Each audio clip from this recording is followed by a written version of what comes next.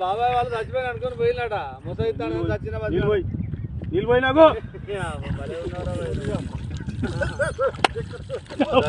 దీనికి మంచి రైట్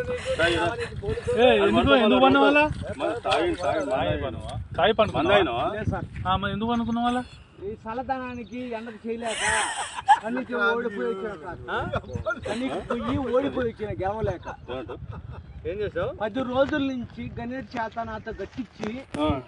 నా కష్టం దోచుకొని గణేట్ రాయ్ నాకు అంటే డబ్బులు ఇచ్చారు